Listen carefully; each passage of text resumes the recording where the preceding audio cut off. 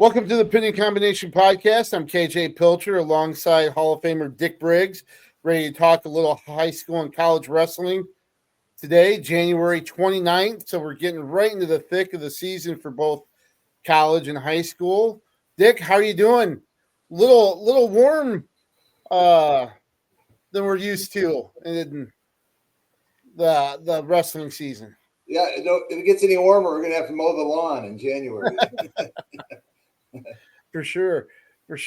And of course, the action's heating up all over the place too. We were at some really fun duel last week that we'll talk about between West Delaware and Independence, Iowa State, UNI, D2 and D3 schools are right in the thick of things in their schedule too. We'll talk about that. We'll talk about what's coming up for the high school postseason, championship season for the boys, starting with the conference meets. So we'll get to that here after we have a special guest with us today. Our weekly interview is the head coach from Cornell College, the only Cornell with an NCAA team championship, I'm going to say. Make sure to point that out. Rams head coach Brent Hamm. Brent, how are you doing? Doing good. Excited to be on here and get to talk some wrestling. You know, you've had a really good season this year. You guys have gone out to a 12-5 dual record. You've won 3 straight duels here. You have tournament coming up with the I believe the Pete Wilson Invitational at Wheaton this coming weekend. I guess talk a little bit about how the season has kind of gone and how it's met your expectations maybe coming into this season. Yeah, it's been pretty good overall. We knew we were going to have a more solid dual team. I mean, we've had a good team the last few years, but just getting some of we had quite a few young guys in the lineup that have been in the lineup for a while. They're 2, 3, some are 4-year starters. So we've got from top to bottom, we're a pretty good dual team and have some exceptional individuals too. But overall, the year's been pretty good. We, like you said, we're 12-5. We probably lost a couple duels that we didn't necessarily have any business losing, but just that's part of the season, wrestling tough teams all year, and having everybody feeling 100% and healthy is kind of hard to put all those pieces together week in and week out, but still getting the quality opponents is key. So overall, it's been good though. We've beaten some real good teams that. Anytime you're suiting up against another Iowa team, it's going to be a barn burner of a duel. So, we fell on the right side of a couple of those and, fell on the wrong side of one. But overall, it's been a really good year. Yeah, you mentioned some of those duels. Quite a few wins over ranked team. Number 14 Ohio Northern you beat in November. You have a win over number 23 Luther at their home dual tournament in December. Milliken, we know Ryan Burt, the team that they've had in the past. You beat number 18 Central as well. So some very quality wins in that schedule. Has this been kind of building up a little bit? You're in your 6th year, I believe. It just seems like it's just been building each year bigger and better as you're moving forward. Yeah, that definitely. I'd say that it's kind of been a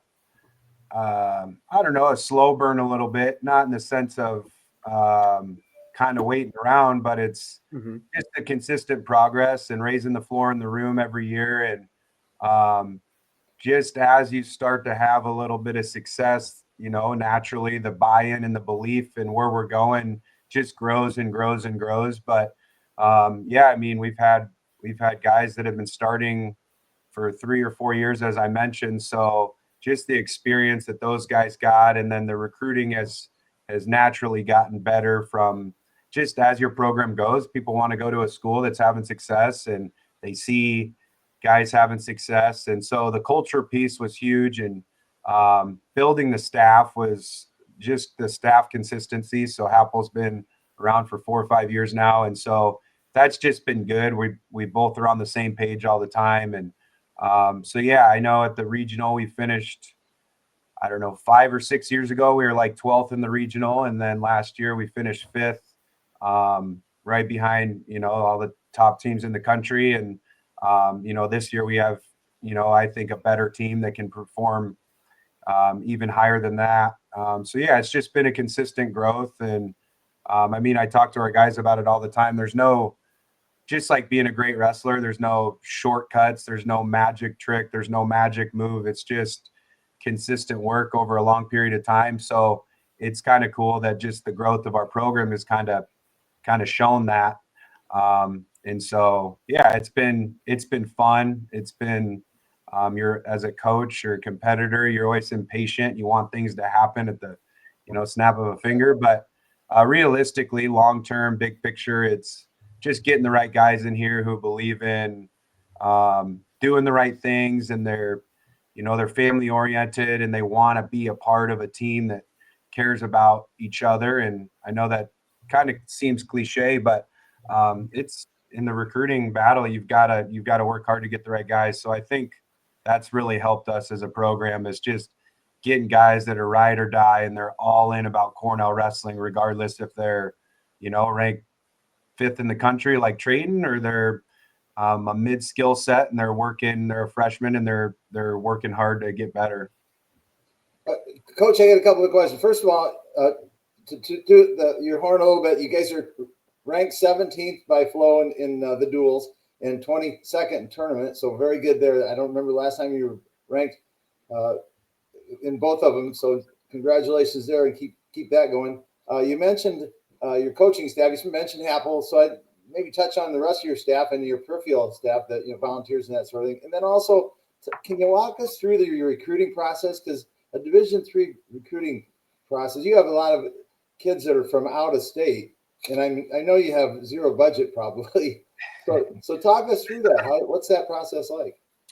Yeah, so our staff is me and Happel are both full time, so we're kind of in the trenches every day doing recruiting and organization, and then obviously every day, all day with the guys.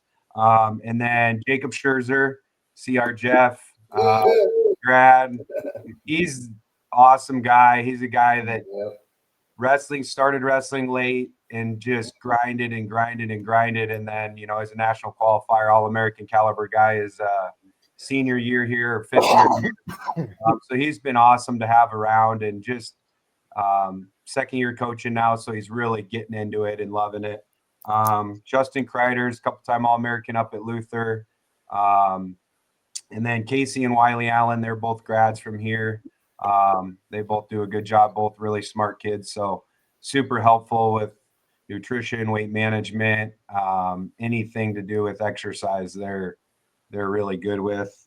McDonough and Happel run the club here. So McDonough's more kind of focused on McDominate with Coach Happel.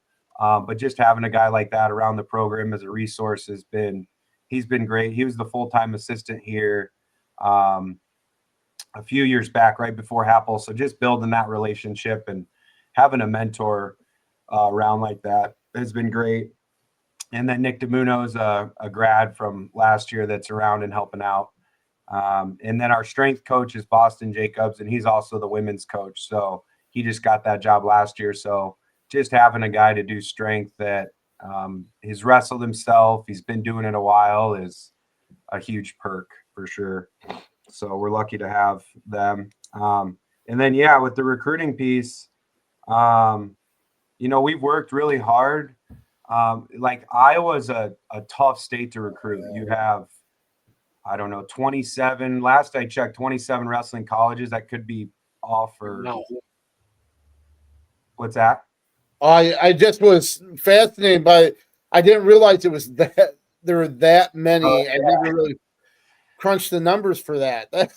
I know that's last I checked. I could be off one or so, but I mean, you break down the Division threes, NAIA, JUCO, Division I schools. You got Upper Iowa and Division II. So there's a lot of wrestling talent in Iowa, but there's a lot of people going after the same kids, and a lot of these kids that we're recruiting, and the likes of Coe and Loris and Luther. I mean, they're kids that are potentially considering a UNI. Or in Upper Iowa, and then you got a Grandview who's a powerhouse. So not only good wrestling schools, or just wrestling schools, but great wrestling schools, and good options. So, but you can't. We work extremely hard in Iowa to build relationships with guys and try to grow our pool there. And then Illinois has always been a good it's a great wrestling state, but it's always been a good school for. Or a good state to recruit from for Cornell. We've just traditionally had success in that state. So we kind of spread out, kind of cast a net wide, and Cornell's a good school academically, so that those are the big pieces right away. It's what do you want to study, what are your grades like, and then you kind of find that out, and then we go kind of deeper into the more of the wrestling end and what they're looking for, and just kind of figure out if it'd be a good fit for them and us. But then we get out of state guys from just random connections. Every now and again, guys will just reach out to us because of, we have the block plan. So essentially our students take one class at a time. So it's super appealing, and that's, kind of nationally recognized. There's kind of some different avenues, but the Midwest is for sure where we spend a lot of our time and energy in getting guys. And do you do it mostly the texting, telephone? Do you make any trips?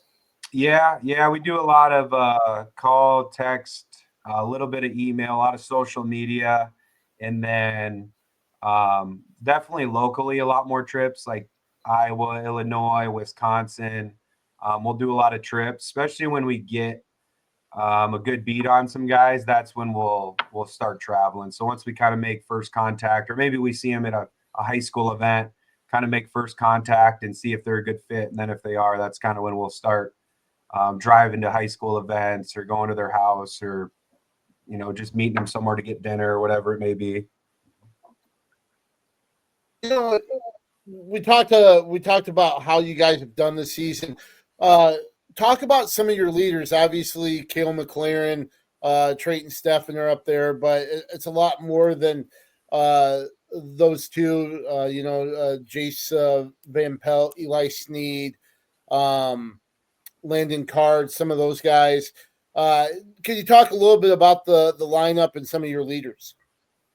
Yeah, for sure. I mean, you kind of hit on a lot of them there, but Cale McLaren's been a leader since the day he walked in. He's steady Eddie, great attitude, very level-headed, works extremely hard.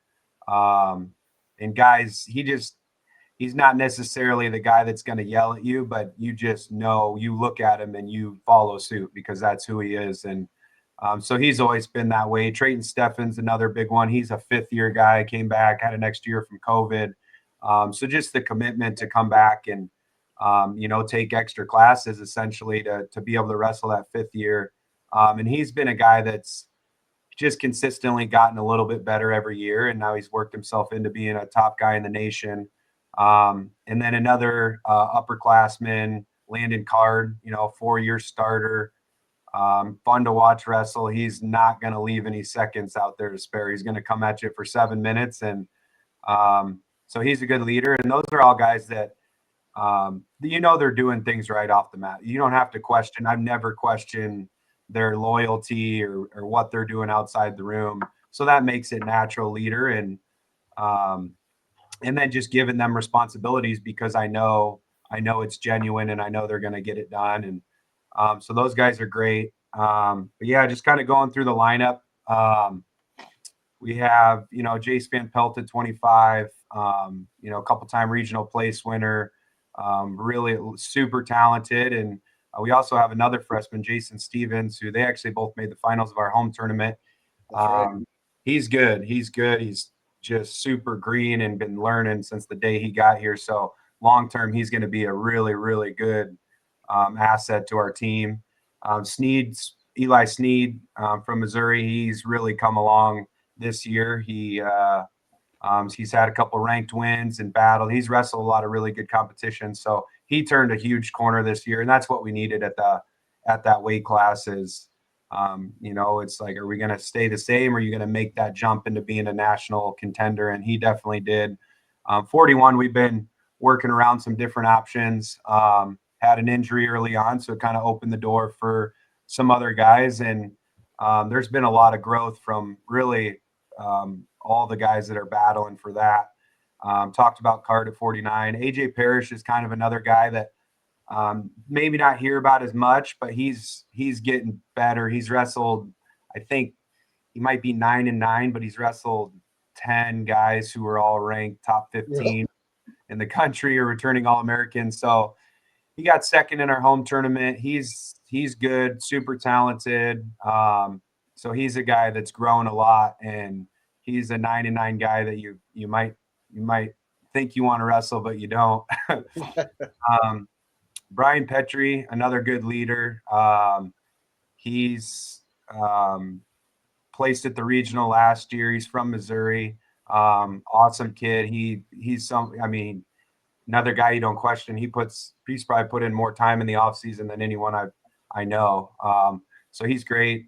74, we got Dawson DeYoung and Jace Nelson Brown. Both those guys are different skill sets, but work really hard. One's a senior, one's a freshman. So they've been kind of battling back and forth and pushing each other. And then we get into the upper weights, and that's kind of been where we've dominated a lot of duels with, Kale, Trayton, and then Jackson Brinker. They're kind of the three guys to end the duels that have helped a lot, just the consistency with them, and being able to put duels away, and kind of teams knowing that we have that on the back end. They know they got to try to score points early in duels. And it also when it comes to lineups like that, I always love pointing out how sometimes they're clustered when you have a group of guys like that, because a lot of times they're the ones maybe going at each other in practice and kind of making each other better. That's why you might have a stretch like that. Do those three guys mix it up, or do they is that not necessarily the case for those three upper weights for you, that they go head to head in practice and push each other to make each other better? Oh, for sure. Yeah, no, they go at each other. We try to, we got to do a good job of separating them too, so they're not just trying to kill each other every day. But it's nice when we have longer training phases, because then on the front end we can really go to war and push them and test them. But we've got some really good guys in the room that are necessarily the starting role that'll push those guys. And they all have their own skills, so they might not have the same level of success in competition, but there's a couple tough guys in the room can really slow down some of the top guys and get them frustrated. And so that's obviously what you want. You want that. And I think that's what's helped our program grow a lot too, is I just kind of talked about the guys that are most likely wrestling this weekend, but there's a lot of guys that are kind of right behind or are kind of pushing the other guys, and they're not necessarily in the limelight yet, but that's helped our room a lot. And, when you have someone on your heels every day, it's like there's no days off. And so that's been super, super exciting and cool to see. Well, that's important, having that depth that you're talking about there. And if an injury happens or whatever might happen, you've got those guys that are pushing and anxious to get in the lineup themselves, and they're hungry. So I'm going to change direction a little bit here. I thought this would be kind of fun. So what genre of music is played the most in the room, and whose playlist gets requested the most? Well, we don't let our guys bring their phones in the room, so they're kind of out. But it's either my phone or Apple's phone. It's the same playlist. There's a playlist Apple made. It's that song smacks. So it's like, all sorts of like rock and then so that's played quite a bit. And then there's another playlist, but there's really two playlists that go back and forth. But yesterday we've been listening to it a lot. And so I get into the room and I hear clean rap music on, because not what we play very often. And I'm like, Capel, whose phone is this? He's like, I had to play something different today. I'm getting sick of the same playlist. Well, Yeah. So yeah, there's a couple good playlists that we have going on. We try to mix it up a little bit, but yeah, just, you know, at the end of the day, you got to get in there and just wrestle. okay. So the thing that throws me off the most is Happel's playlist isn't just country music and Merle Haggard, Yeah. because Well, that's the thing I think of. Lisbon guys. I just assumed it would be old country. Mhm. yeah, well, he does have a country playlist. It's like 8,000 years long, and it's on Spotify. And I actually, every day I come into work, I turn that playlist on, and I never hear the same song twice in a day. So Really?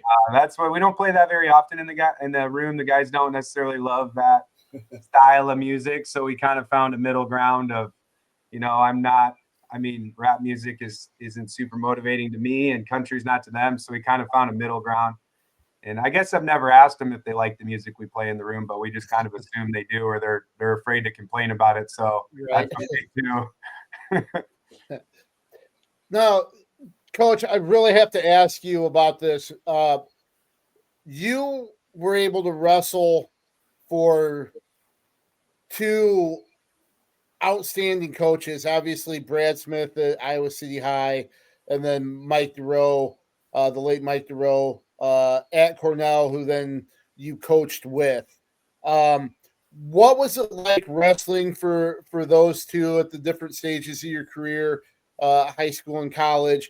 And then how much have you incorporated from them into your own coaching style currently? Right.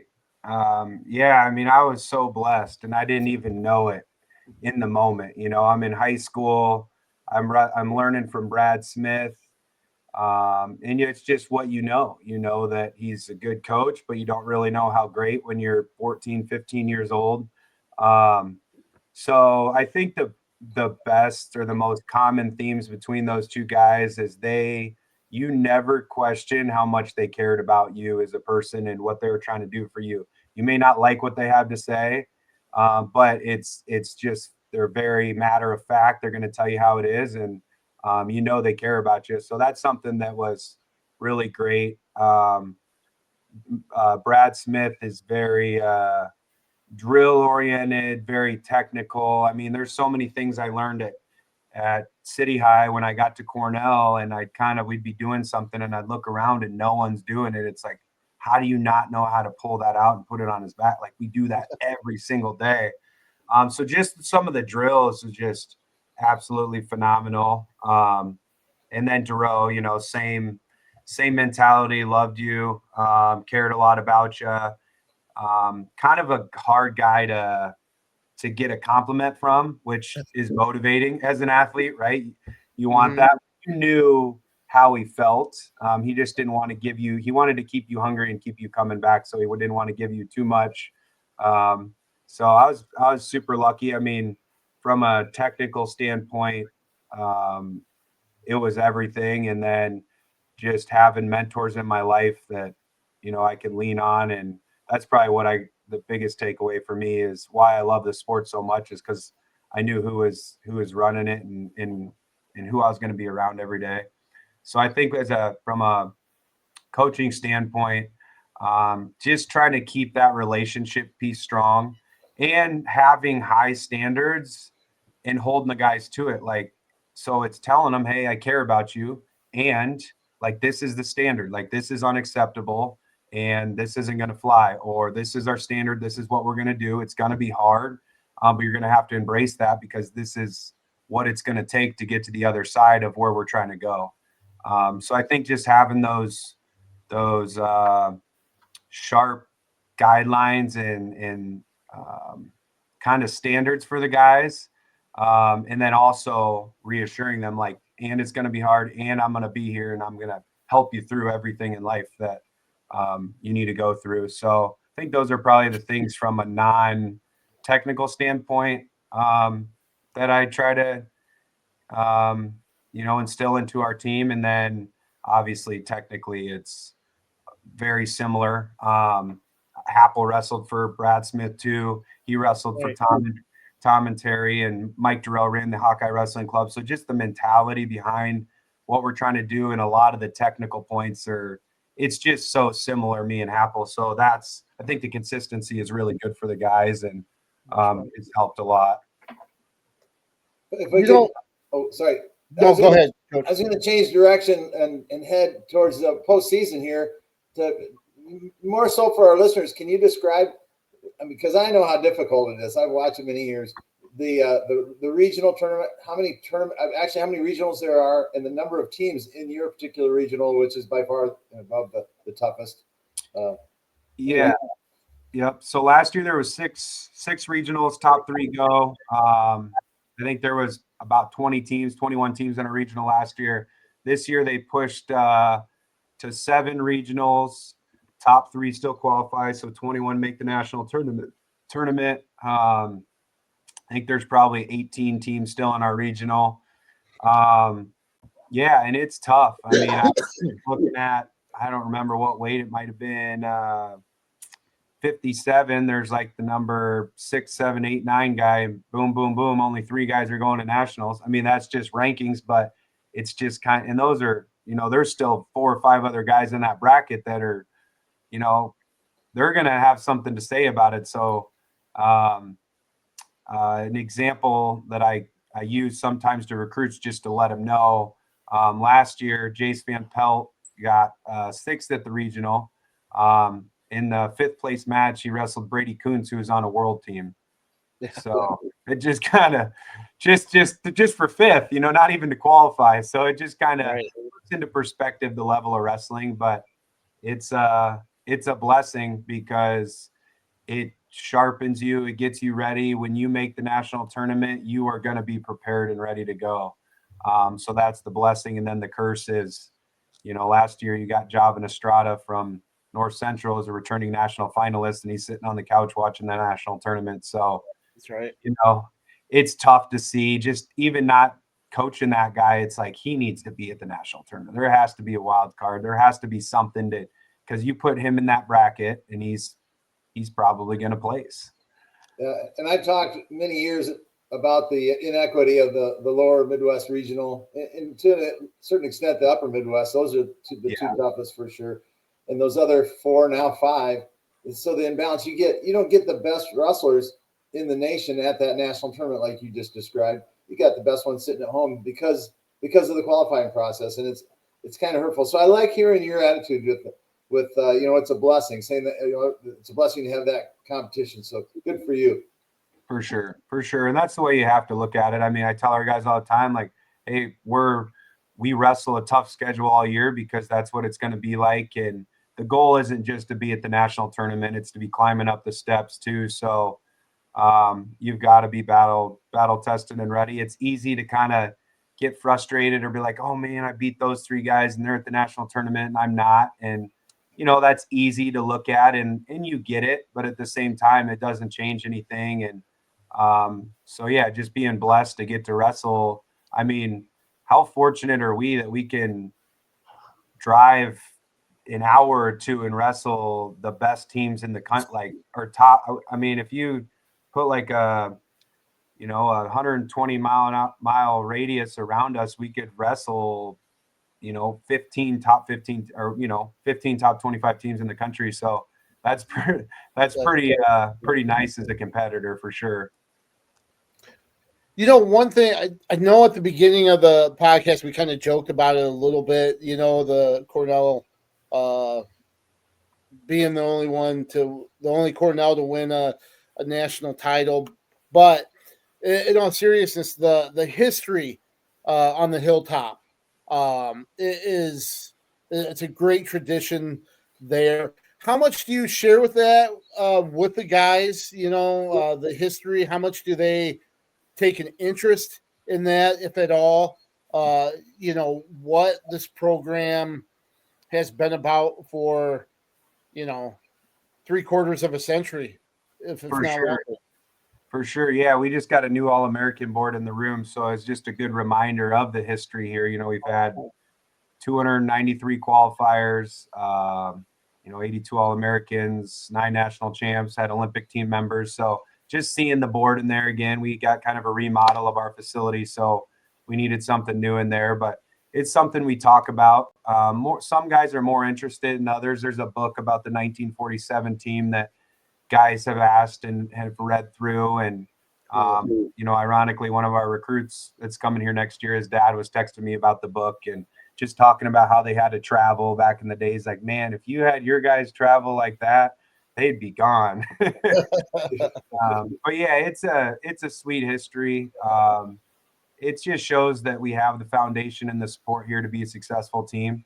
It doesn't mean that you're going to be successful, but it definitely, when you walk in the room and see the board, it's like, hey, these guys are legit.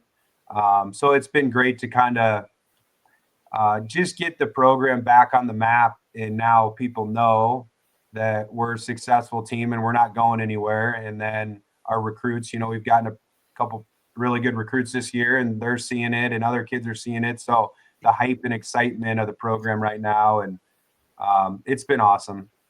One thing I have to point out too, for our viewers and listeners, if you haven't seen the renovations and the upgrades to the small multi-sport center, the weightlifting facility that they've just had the last couple, was it 2 years ago maybe, or a year and a half ago? I mean, Yep. It's fantastic. The room, I mean, they really have invested a lot there and have made some nice upgrades. I'm sure that probably helps training wise and helps you as a coach. For sure. Yeah, they did a great job. I think it's our maybe third year in the building now with the renovation. Our wrestling room stayed in the same location, but we just kind of reamped everything and made some adjustments to it. But just the weight room and the flow of traffic, I mean, it's an area athletes come to hang out. Before it was, it's kind of go in, get your workout in, and then go hang out in the commons. But now there's a lot of general areas where you see a lot of athletes merging. So that's been cool culturally for the athletics department too. But yeah, we were pretty blessed with the investment that the college has made into athletics. So I'm gonna go back a little bit with my history. So as I recall, the where the wrestling room is now, it used to be a swimming pool. That's right. Then we're talking about the national championship. Paul Scott, the late Paul Scott, the coach of the team. I got to meet him actually. I ran into him at the Lake McBride golf course and got to play some golf with him. He's just a little old guy, but man, this guy was fiery. I just loved him. And then of course Steve DeVries. Yep. I was a former coach at Cornell. Was the I think does he still teach? I don't even know. No, he doesn't teach anymore. He lives like I could probably hit a golf ball to his house right now. he was my brother's. He and my brother were co-captains at on the Iowa team, and so I've known Spider since I was a little guy, and he always teased me about crawling underneath the bleachers and eating the popcorn. That's funny. So I've got a lot of history with the school. So no, that's really cool. Yeah, Steve DeVries is an awesome guy. He is head coach here from like 82 to 2000 and then switched into an assistant role. But I try to spend as much time with him just anytime I can. Homecoming, he'll come over, stop by and talk. And he's still invested in the program. And, he's excited to just see where we're at. So he's a good guy. So one thing that we kind of started, actually we had Tim Johnson, coincidentally, who was a former Mount Vernon coach, now voice of college wrestling, on the show. And of course, Dick and I and formerly Wyatt Schultz never thought about asking this before, but he shared his favorite pinning combination to go along with the name of our podcast. Yeah. What was your favorite pinning combination as a little hawk or a ram when you were on the mat? Well, I'm a Brad Smith product, so a hammerlock series. I mean, I just have so many vivid memories of digging a wrist out, putting my elbow in his forearm, high legging over, and putting the wrist on his back. So yeah, that's one that is just kind of a staple. And then we do a lot of like bar arm, bar and half stuff that it's pretty effective in college if you can get a bar. And that's kind of anymore it's turned into more of the kind of cross wrist bar, reinforced bar tilt. But yeah, I'd say hammer locks are probably just what's ingrained in my head the most. I would have guessed that. Yeah. So we mentioned you have the Pete Wilson Invitational this weekend. Then you have duels with Oshkosh at home at the Dubuque Invitational, and then the big one to close the regular season with number 11 Co on Wednesday, February 12th at 7 o'clock there. And then the Lower Midwest Regional, February 28th here in Cedar Rapids. Talk a little bit about that Bremner Cup rivalry, having that to close the regular season, and then what it's going to take for you guys to kind of achieve your goals there in the Lower Midwest Regional in just about a month from now. For sure. Yeah, we got a huge one this weekend, the Pete Wilson. It's the longest standing NCAA wrestling tournament in history with Pete Wilson. Yep. I don't know the running years, but it's long. They mention it every year. So that's all Division III teams. So there'll be 5 or 6 ranked guys in each bracket. So that's something we've been kind of prepping for and training for and doing individual work for. And then, like you said, next Friday we have Oshkosh coming to town, and then we'll wrestle some of our guys at the UD tournament. And then, getting ready for Co. Co's obviously a big one. I mean, they're all big. Luther, Central, Loris, Co. Anybody on our schedule that's in Iowa, we want to beat just as bad as the other. Obviously, there's a little more hype with Co just because you got the Bremner Cup. But yeah, it's just another event that we're doing everything we can to win. So we'll get guys ready to go for that. It's nice it's at home this year, so it'll be a pretty good environment. And then it'll be 2 weeks after that. We'll be gearing up for the regional. So yeah, it's just getting guys to 100% with their health, or as 100% as they can be, and then doing a lot of individual work, small group work. We have kind of a pretty good training cycle that we go through every year at this time that we've done the last few years. It's been really effective. So just sticking to that game plan, and then getting the guys ready to go. I think the key is just keeping them. It's easy this time of year to, not just your starters. It's a little easier to stay engaged as a starter, but just the whole team. It may feel like it's winding down, but we're not slowing down. You got to be. It's almost February 1st. We have a month and a half left, and we got to be running through the finish line. So that comes from, all 38 of our guys. So that's kind of the messaging, and what we've historically done pretty well, but we got to do it again. Well, Coach, I really appreciate you taking the time out and joining us on the Pinning Combination podcast.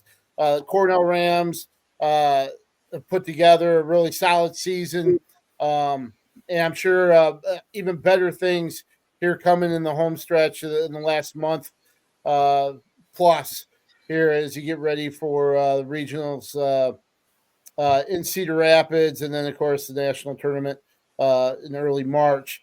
So congratulations on how things are going, and good luck here the rest of the way, and look forward to keeping tabs on the Cornell Rams moving forward. Awesome. Appreciate it. I'm sure I'll see you guys in a few weeks for the duel or the regional. I feel like I run into you guys this time of year quite a bit. So I'm excited. Thanks. Good luck, Coach, and congratulations. Nice job. Keep Carter Happel out of trouble. We'll keep him in line. And Jacob as well. That sounds good. Take care, guys. All right. Thank you, Coach.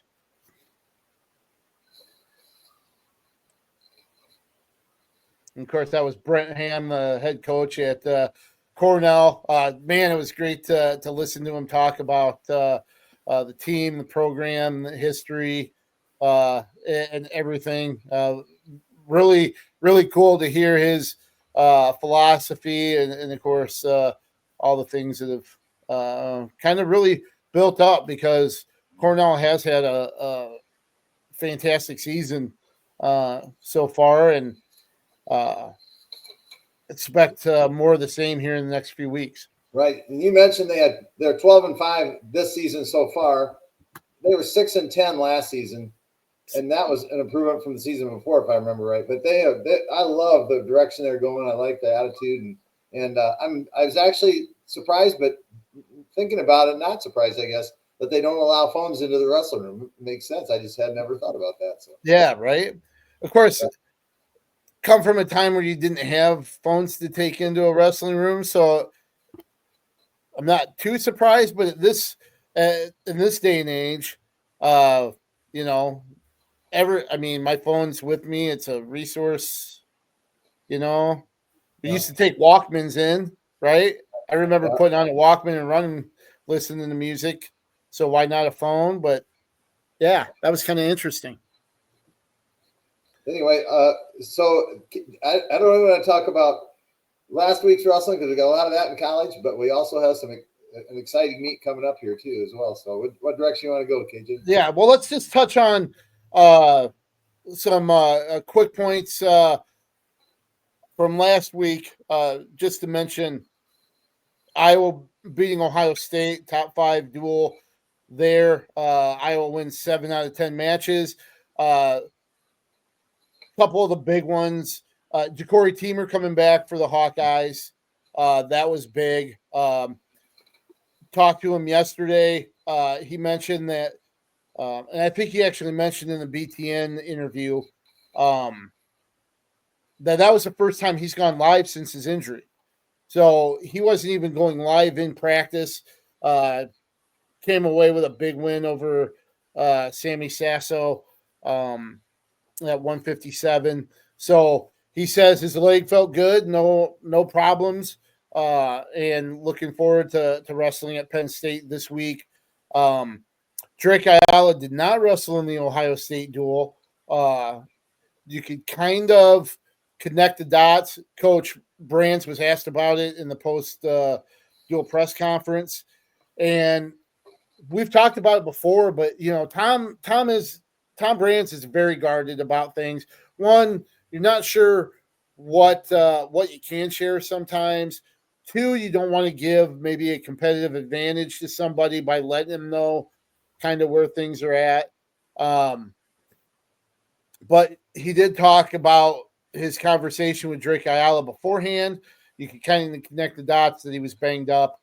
And it was just a smart. It sounded like Drake wanted to push it, and they said no. I know it's a big meet, but if we don't get the job done, we had 9 other guys that didn't do their job. So just a little cautious there. He is in the probable lineup for Penn State, which Tom Brands at the time after Ohio State said he expected that. The other big win, Ben Keeter, coming off a tough loss to Illinois and Luffman, scores all 5 points in the second period, including a takedown to beat number 5 Nick Feldman. So good one for him. Unfortunately, he's got Kirkville this weekend, but kind of a good win for him this last weekend. Right, and I'm not sure. I think that's good. I mean, he came off that nice big win, and he's got some momentum going. Obviously, he's got a tall task, but this is the time. You gotta face it, see where you're at, and so timing is good. I think so. I'm not predicting a win or anything like that, but I think it's a good. It's a possibility. I'm not gonna ever count Keeter out, but we'll see. Any other things from Ohio State that stood out to you? Joey Cruz, his second ranked victory in the last 3 matches. Well, yeah, he's on a bit of a roll, Cruz is, but the thing that stands out is that we'll talk about this a little bit later. What was in the post conference? So that your your press at the end with Gabe Arnold. So we'll talk about that in a minute. Well, let's just talk about it right now. Right. I think some of the media members that were there kind of giggled afterwards that that little campaign slogans were at the end. They say this message approved by so and so. I'm guessing that message was probably not approved by Tom Brands. And I was asked about it on the radio show. This isn't the first time he's called out Starachi in the past when he was younger. I think it was his senior year at City High, talking about becoming a Hawkeye and coming for Starachi or something like that. Or maybe it was even last year, but I understand that there's some gamesmanship, draw some interest. People get a kick out of that. It was good natured for the most part, but you can't be tugging on Superman's cape. Exactly. You're right. It was in high school. He's calling him out. At that time, he's a 3-time national champ, I think. Mm-hmm. And I'm thinking, there's a high school kid calling out the 3-time national champ in college. Mm-hmm. And I'm going, and that was when he was at 74. Strochi was at 74, and it was kind of likely. Well, they both grown to 84, and it's probably going to happen. I don't think they're going to pull off a red shirt, are they? I don't think so. But Angelo, I think he still has some matches that he could wrestle and not burn his red shirt. So there's a possibility. I wasn't sure where they are on that. I thought he might burn a red shirt by this time of the season. So he's been wrestling unattached at a lot of the tournaments. Yeah. So, did you see Starachi's response? Yeah, I thought it was kind of classic, really. I thought it was too. And for those, I'm sure everybody's seen it that's watching this, but he just kind of said, is he the starter? Did the other guy win the tournament they're at? I don't even think he's the starter. And then he just kind of put, I'm sure he's just trying to drum up attention. But the thing is, we don't need to drum up attention because our fans are going to be here anyway. So, kind of let our actions do the talking kind of thing. And I thought it was pretty cool. I thought it was kind of neat and funny and interesting when Gay, had the Cobra Kai reference and we're in your dojo and I'm coming for your head. And then book it with the slam on the table and walked out. I thought that was pretty cool. And I thought the response was good too. And I thought it was interesting. We heard actually Sanderson said kind of the similar things, maybe not. And Tom Brands did as well. Both of them kind of said, may not be what, how I would do it. Might not be something I do, but you just kind of let the guys do their own thing.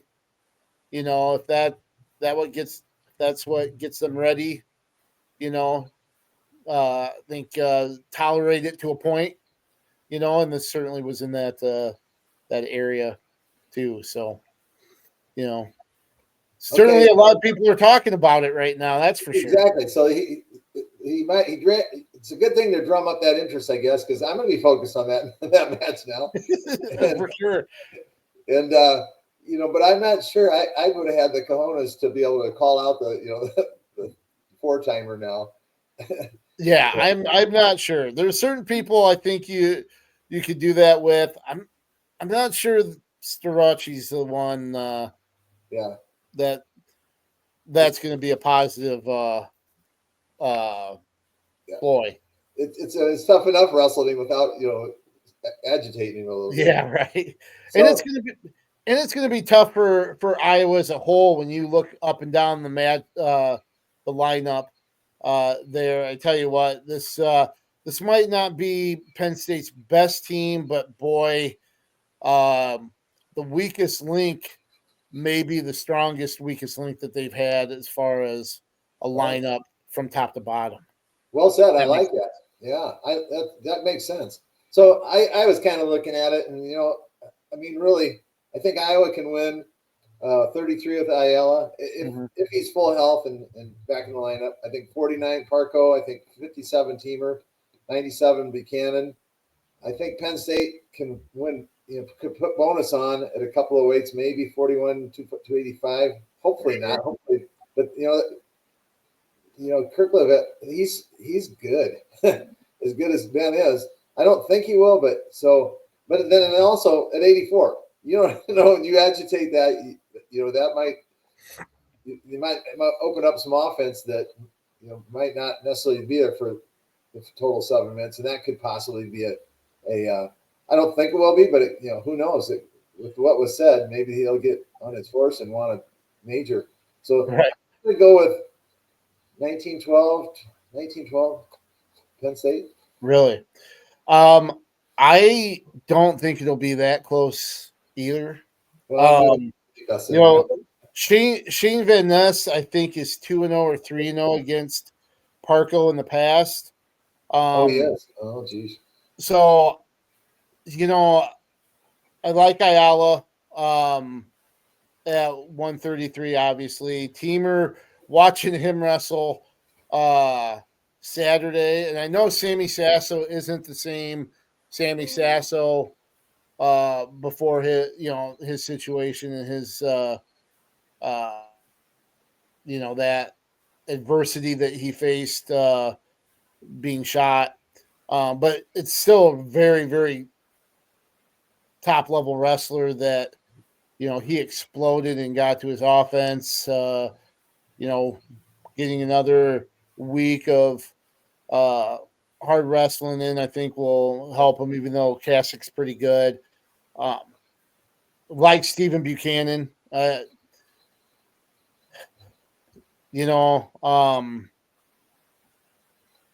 going to be 20 plus to 9. Okay. There. I maybe 24 to 9. All right. I just nobody matches up well with Penn State. No. I mean, just nobody. But even where Iowa has locks in most duels, and I'm thinking 165, which that is a match that Caliendo could win, but I wouldn't bet against Mitchell Messenbrink. And that's a weight that I was going to take just about every other duel.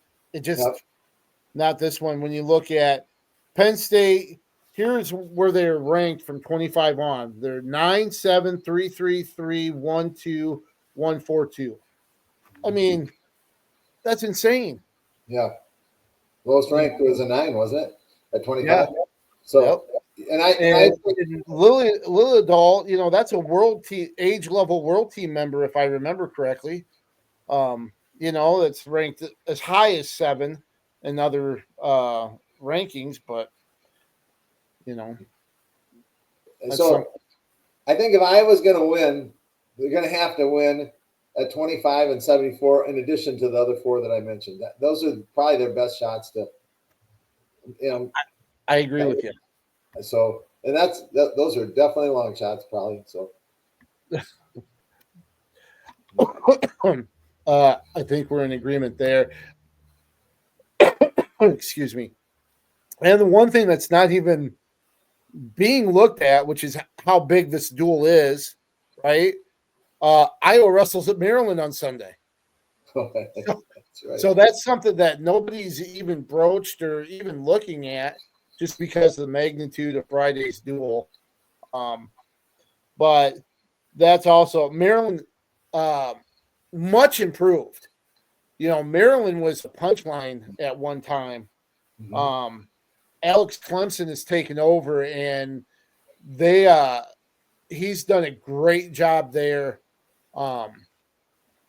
They're 8-6 right now, 3-1 in the Big Ten, and at one time you know, like I said, there's, jokes about, Drake being as good as them at the NCAA tournament as far as points being scored. And Drake hasn't had a program in decades, Yeah. and now look at what they're doing. And that's a team. They've got 5 ranked wrestlers, 6 ranked Ethan Miller at 157 is their highest ranked guy. But that's one Iowa should win handily, regardless. But caps off to Maryland and Alex Clemson for just the improvement he's made in the program in his few years there as head coach. Right, and that with Maryland, I've actually been on campus twice for 2 national tournaments there. Mm-hmm. One was it '89 when Iowa State won and beat Iowa and prevented them from winning 10 in a row. Was that '89? Whatever. When 88. 88 when Gibbons was the coach, and that was a fun tournament there. So, yeah, they've kind of been the doormat, but back then they were pretty decent. But as of late, not so much. So, yeah, good to see that. And then Iowa and UNI and Iowa State, they had the Oklahoma schools come through this last weekend. Both of them split, losing to Oklahoma State. And can we just say the upper weights for Oklahoma State, that is almost a murderer's row type of lineup, and what they were able to do that stretch from 65 to heavyweight allowed them to beat UNI.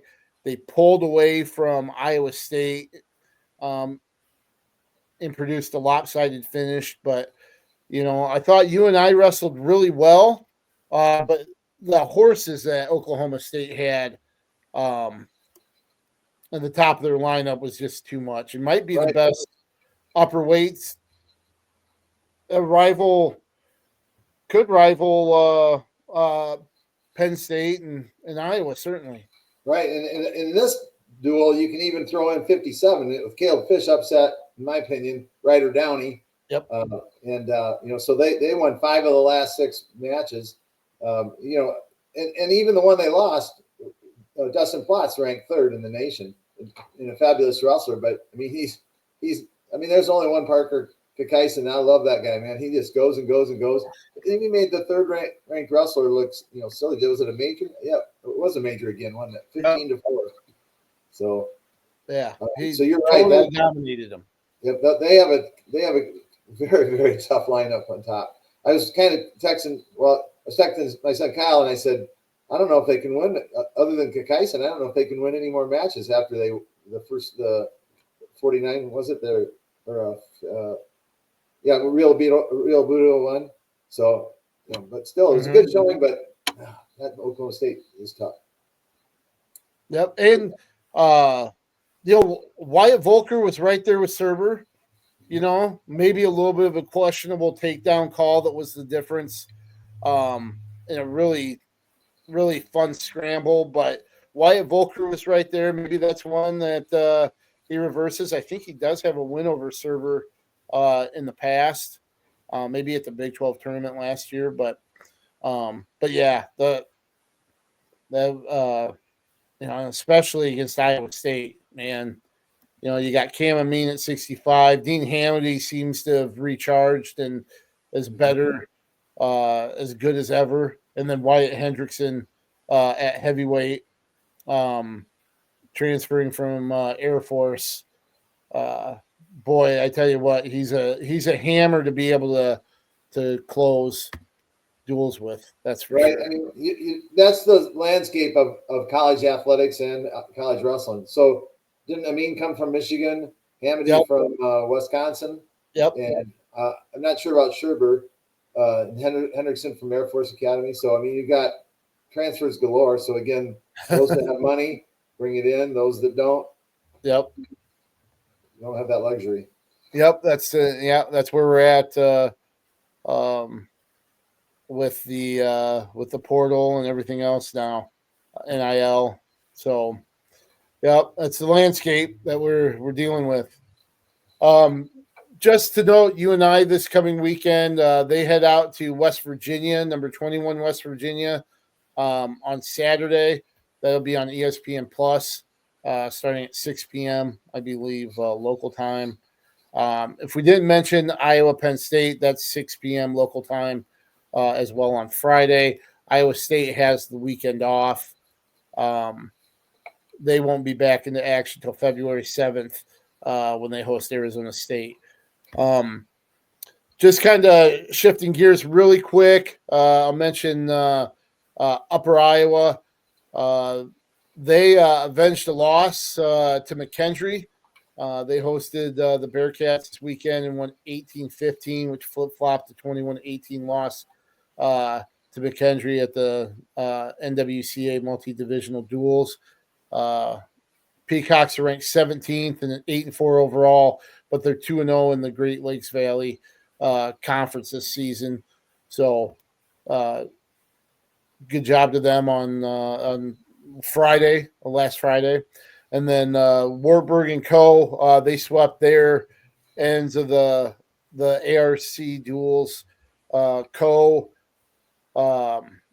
Beat Luther 34-12, Simpson 53-0, Nebraska Wesleyan 45-6. They are off until February 7th when they host Wartburg, I believe. And speaking of Wartburg, they had dominant wins over Dubuque, BV, and Central. And they get ready for the Battle of the Bergs on Thursday when they host number 1 Augsburg in Waverly, starting at 7 p.m. Of course, Augsburg beat Wartburg 17-16 in the finals of the national duels. And, of course, you've experienced plenty of those. So you know about exciting atmospheres at the D3 level. Right. It's kind of a big deal. It's a lot of fun. And those two teams, they're after it. With all of their history with winning national championships, just those two teams for however many years it's been now. And it's been times when they generally wrestle in the finals of the national duels, and then they come back and wrestle in the Battle of the Bergs, and the other team wins. Typically, it's been Augsburg wins the national championship, and then Wartburg comes back and wins the duel. So that could happen again this year because Augsburg beat Wartburg in the national duel. So I don't think the belt, unless it happened last year, I don't remember the belt's ever spent a night in Minnesota. Really? Because it's since they've had the belt, it's always been at Wartburg. Last I knew, anyway. Wow. So anyway, so kind of some interesting. I'm looking at the ARC standings, American River Conference standings. So Wartburg's leading with 6-0 in there. But it's the next level. It's kind of interesting. Co's at 5-1. Loras, Central, and UD are at 4-2. Luther's at 3-2. Co and Loras still have to wrestle Wartburg. So, you're not likely to win there, but because Wartburg's pretty good. And so give them each another loss. That puts Co at 2 losses. But Central has already wrestled. They just need to wrestle Luther and UD. So that, Central could have only 2 losses in the conference tied with Co. So it's been kind of a fun and interesting and a lot still to go. So UD wrestles Luther, Loras, and Co. Luther still wrestles UD and Central. So it's going to be fun this next couple of weeks to see how that shifts out. Yeah. And you love to see that kind of competition where, you have that parity a little bit and coming down to the end of the season. Right. Because I think, if I remember right, Central beat Loras beat Co, and Co beat Central. So those 3. And, so UD and Luther are having some fun this year as well. So, yep. And then they're going to be all thrown in the same regional, fighting for, with Cornell and Augustana, North Central. Yep.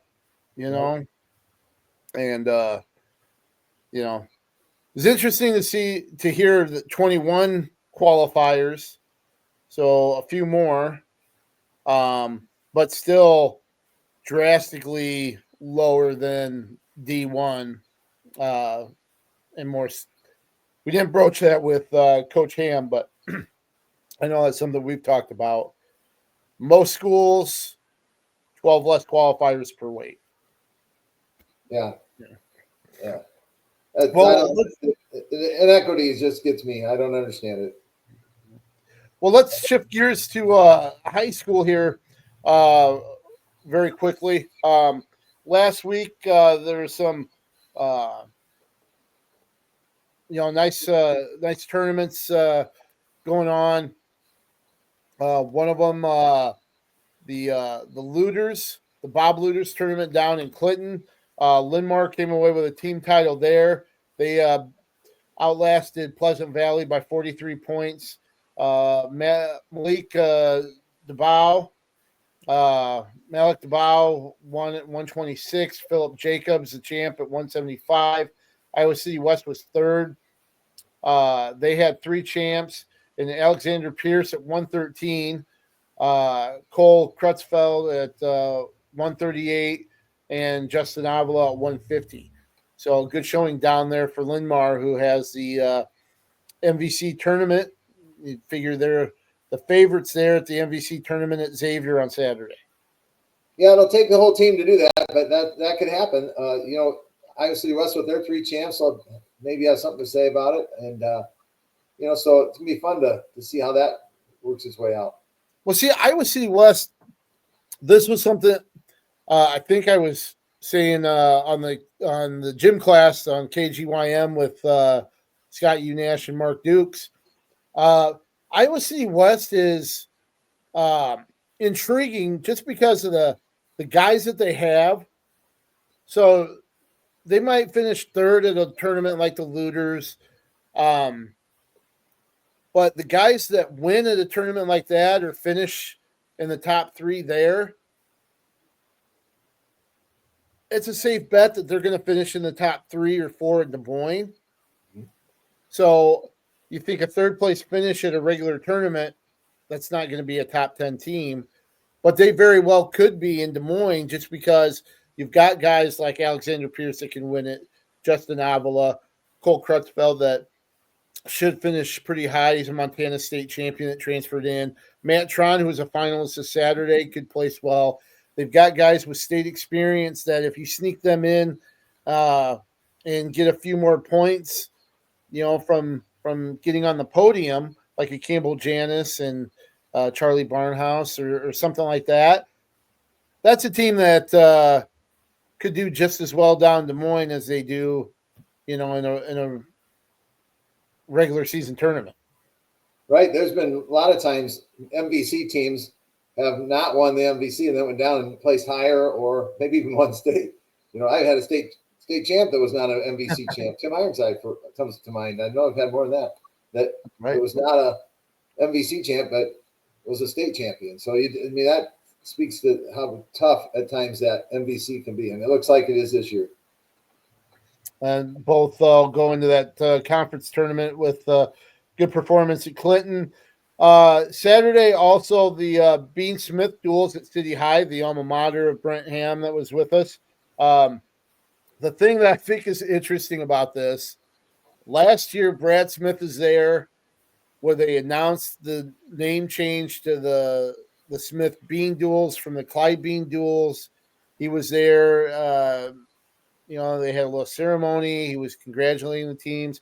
That actually was one of the catalysts where he talked to Kyle Fornes about taking over in the interim at Clear Creek Amana. And, of course, this year, a year later, he leads Clear Creek Amana to a runner-up finish to Ankeny in that tournament that shares his name. So that's kind of a neat little tidbit. Right. That was pretty cool for sure. Mm-hmm. I as far as the results are concerned in that, I'm very impressed with Xavier. Finished third, went 4-1 on the day, and their only loss was to Ankeny, the champs. And so Xavier's they're up and coming. We mentioned that before, so let's keep an eye on Xavier. It'll be fun to see where they land in the MVC this weekend. That's true. They're right there. I think they're right there in that group. like Xavier, Prairie, City High, Western Dubuque. I think they're right in that group that certainly could be anywhere, between 2 and 6 or something like that. Depending on how things go, that'll be fun to watch. And I'll also mention the dual rankings that'll come out or did come out yesterday. The regional dual pairing should come out sometime this week, but Xavier all the way up to 16th in that. Mount Vernon finished 4th, City High 5th, Prairie 6th, Kennedy 7th in that field at City High. Alburnett, they cruised to their home tournament victory. They beat English Valley's Iowa Valley, Burlington, Notre Dame, New Hampton, Turkey Valley, and Fenimore, Wisconsin. Closest one was Burlington, Notre Dame at 45-15. They tell you what, they're rolling.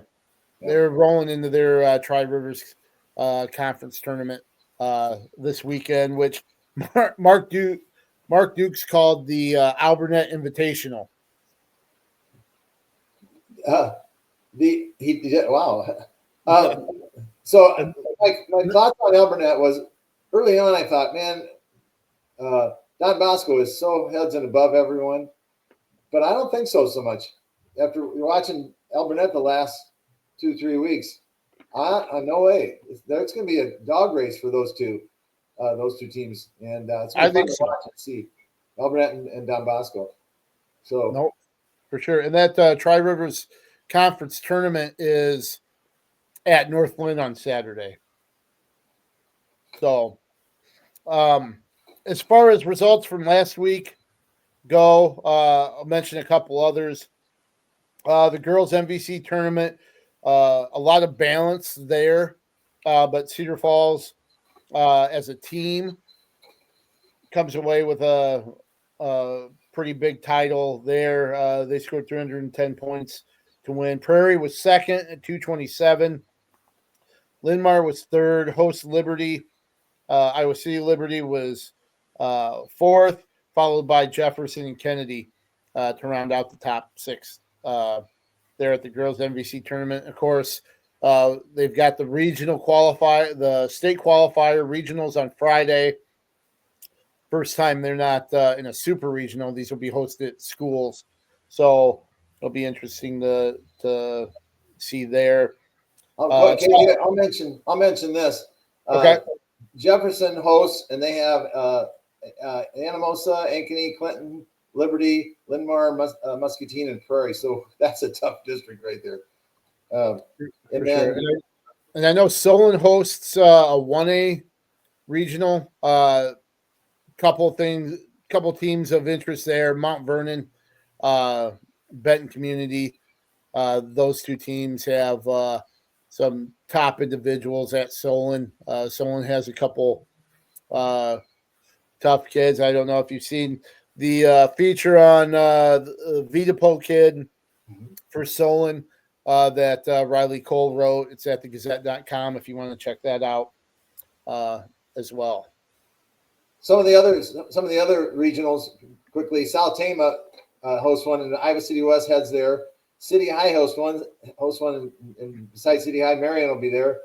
Washington has to travel clear to Mason City. Jeez. Ooh. And then Independence hosts. They have Cedar Falls, Kennedy, Clear Creek, Amana, Hempstead Senior, West Delaware, and Western Dubuque. So another tough one there. Kind of interesting that South Tama and Independence are 2A schools. Yeah. Obviously, they share with somebody that bumps them up, but that hasn't, South Tama won the WAMAC this last week pretty handily, so that's a pretty good team. But just kind of interesting that they must share, cause them to bump up as well as Indy. Right. In Indy, we know that Jessup, because we just covered them. Oh, yeah, that's right. That's right. Yep. So anyway, another tournament of note. It's kind of out of our range here, but there's some interesting things happened at the Ed Winger. That's held at Urbandale. It's 23 teams, and so Carlisle won it, and then Waverly Shell Rock was second, Waukee Northwest third, Bettendorf fourth, Johnson fifth. But Carlisle won it with 148 points is all. That tells you how even that was. I mean, that's low winning total. So here's a couple other things that are interesting. We had 3 state champions that did not win it. One of them was a 2-time state champion. So there's Jakari Clark from Valley at 144 beat Coy Davidson from Fort Dodge, who was a state champ, at 157. And I don't know if this is really an upset or not, but he still beat a state champ. Max DeVault from Ankeny Central beat Boz Diaz, who was a state champ from Waverly Shell Rock. And then at 175, Lincoln Jip from Bettendorf beat Jacob Helgeson from Johnson, a 2-time state champ. So, I mean, I just wanted to bring out that there's some fun things going on around the state. Yeah, the Jip one was the one. I didn't catch the other one. I didn't realize that or skipped over it or just missed it. But Jip with his win, that was that caught my attention. Right. Sure. So, I mean, you always see great fun upsets. Generally, upsets at the winger because there's so many good wrestlers that come in, and so it happened again this year. Yep. As we mentioned, this upcoming weekend, the championship season starts with the conference tournaments. We talked about the MVC being Xavier and kind of a couple of the teams that are favorites there. Obviously, the Tri-Rivers.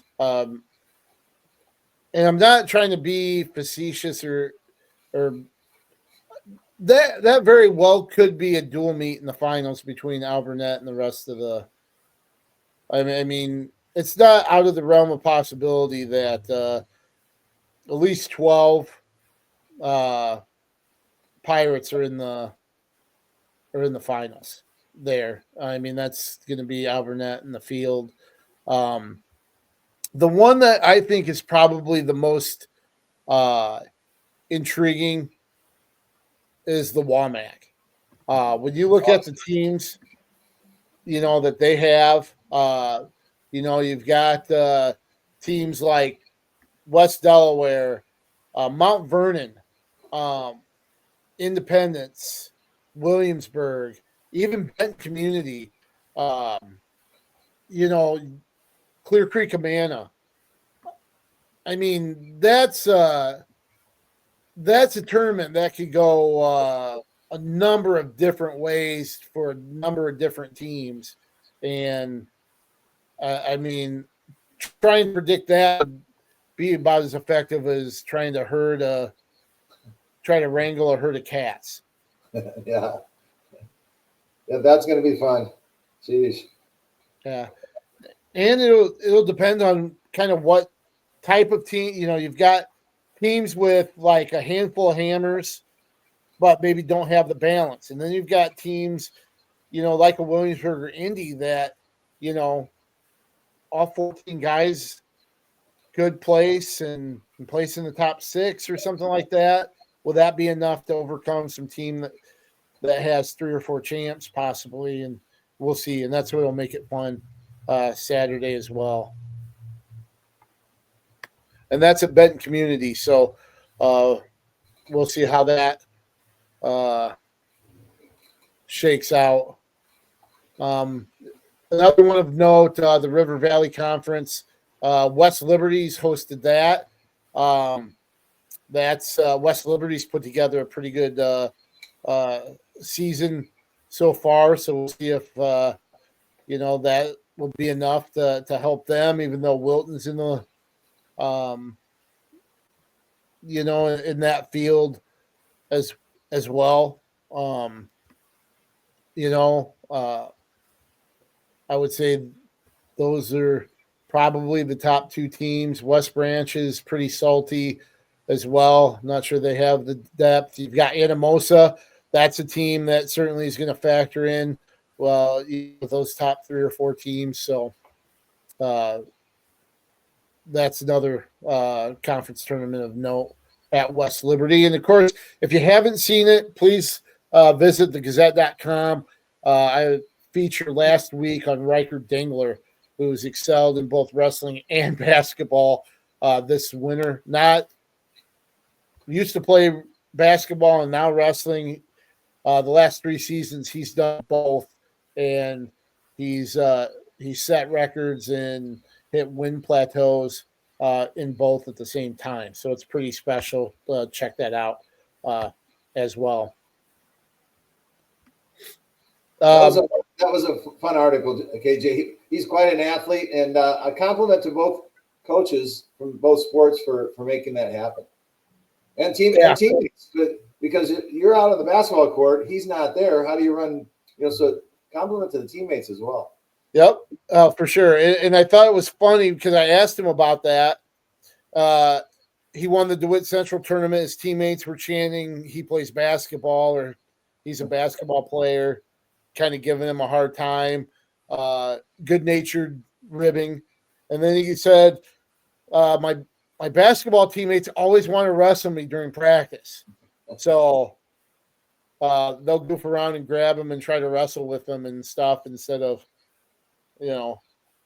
playing basketball or whatever. So it's kind of funny how both teammates support him and how much fun they have with it. Kids being kids. I love it. Yep. So really quick, I just want to kind of go over some of the rankings. I'll do the top 8 in each class. These came out yesterday. Regional dual pairing should be coming out sometime this week yet. I'll do the top 8 and then our Gazette area teams that are ranked. So in Class 3A, the latest rankings from the Iowa High School Athletic Association. Of course, Southeast Polk, number 1, followed by Waverly Shell Rock, Indianola, number 3. Linn-Mar makes a big jump. They're number 4. Johnston is number 5, followed by Waukee Northwest, Pleasant Valley at 7, and Carlisle, number 8. You mentioned Carlisle with a big individual tournament championship this last weekend. So, in all actuality, those 8 teams should host regional duels next Tuesday. The other area teams, Clear Creek Amana is at number 13. We mentioned how they finished second to number 9 Ankeny at the Iowa City High duels. Xavier, number 16. I'm pretty sure that's the highest they've ever been ranked. They're coming off a 3rd place finish. Also lost number 9 Ankeny. They've wrestled really well this season. Western Dubuque, number 19. Iowa City High and Cedar Rapids Prairie, 21 and 22 in the rankings. So they'll be in the field. We'll see where they go. One of them might go to Linn-Mar based off the rankings and possible pairings. You know what else is neat about City High and Prairie being ranked 21 and 22? They might. No, I don't. We're going to be there Thursday when they face each other at Prairie.